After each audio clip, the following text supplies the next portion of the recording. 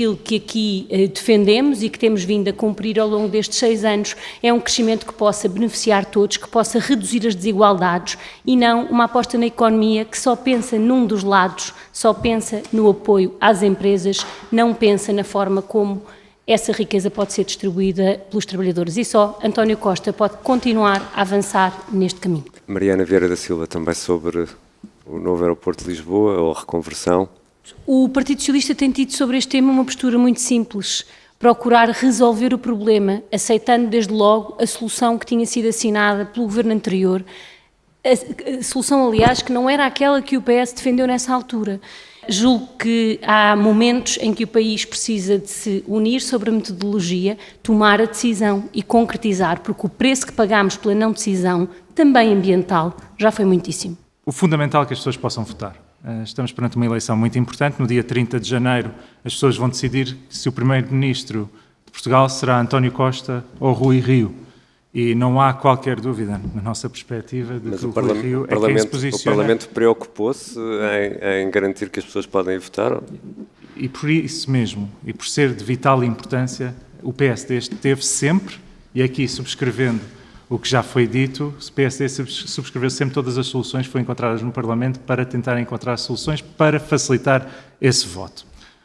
Neste momento, perante o enquadramento epidemiológico da Covid-19, parece-nos muito claro que há condições, e já há experiências de outros países, para resolver isto. E o PSD, por exemplo, por via das autarquias, ainda recentemente o Presidente da Câmara Municipal de Lisboa já veio dizer que, do ponto de vista logístico, já está tudo preparado para agir em conformidade daquilo que, à espera que haja orientações da parte do Ministério da Administração Interna. Sabemos que o Ministro da Administração Interna era o Eduardo Cabrita e, portanto, não ter havido preparação é algo que não nos surpreende efetivamente. O Partido Socialista quer basicamente usar os fundos europeus para manter o clientelismo do Partido Socialista. O PSD acredita que é fundamental garantir o crescimento da economia, ou seja, gerar riqueza para a distribuir, não apenas para subir o salário mínimo, mas para subir o salário médio.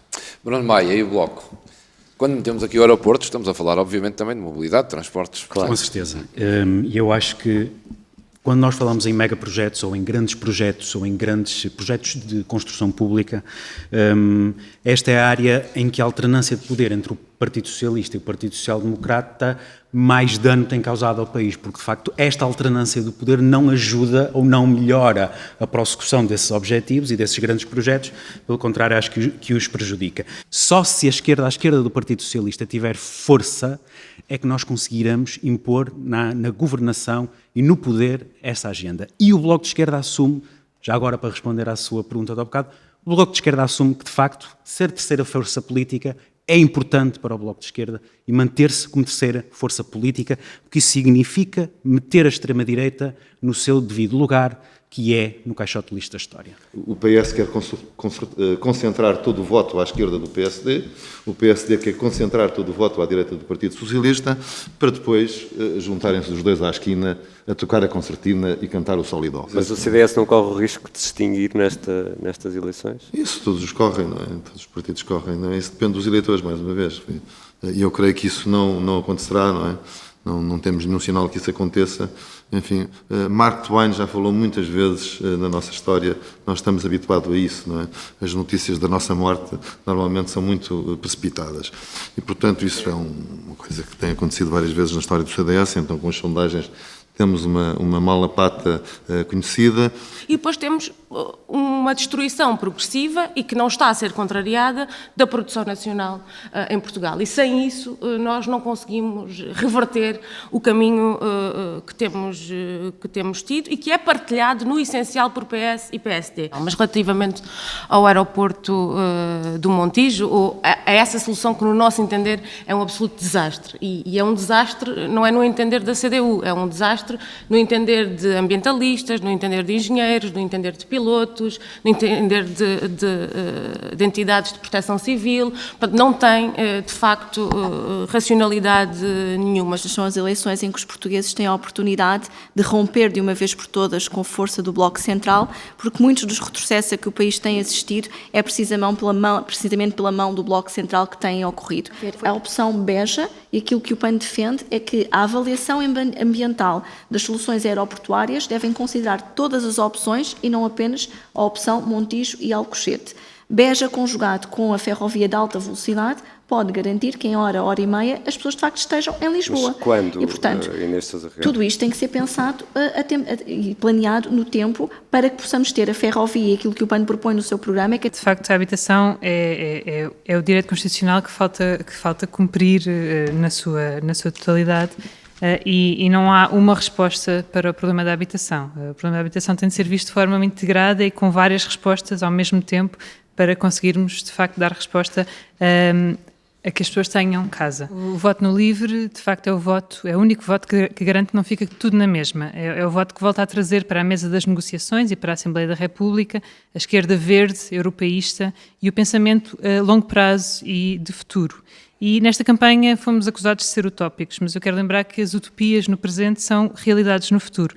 Já foi a utopia os 40 horas semanais, já foi a utopia as férias pagas, a República, a democracia, foram todas utopias e que são utopias de outras pessoas que viveram no passado e que nós hoje usufruímos delas. A taxa única de IRS, que era essa que eu achava que estava a referir-se, também é uma política que normalmente gosta muito de lançar os bichos papões em relação a esta medida e é uma coisa que eu acho que se esquecem em generalidade na política. Nós não estamos num país de ricos, nós estamos num país de pobres. Portanto, em que as pessoas não conseguem crescer pelo seu trabalho. E uma pessoa que ganha 1.500 euros por mês não é uma pessoa rica. A limitação do crescimento pelo trabalho e uma carga fiscal extraordinariamente opressiva, que é o que nós temos. Nós temos no inferno fiscal, não é? Eu sei, há muito quem fala dos paraísos fiscais. Nós, em Portugal, vivemos no inferno fiscal. Aliás, seguimos as ideias dos partidos de esquerda, inclusive do LIVRE. Não sei se vamos todos viver na comunidade hippie no meio do campo e comer ervas, porque também não vamos ter mais nada a nível de agricultura ou de suinicultura, ou seja, do que for, para nos alimentar, porque tudo isso vai ser destruído, obviamente. A verdadeira direita somos nós, não as direitas fofinhas que andam-nos a acompanhar ou a tentar imitar-nos. A verdadeira direita que defende a nossa identidade histórica, cultural, defende a dignidade dos portugueses, quer acabar com a corrupção, quer acabar com o facilitismo, quer acabar com este encaminhar para uma economia cada vez pior para todos nós.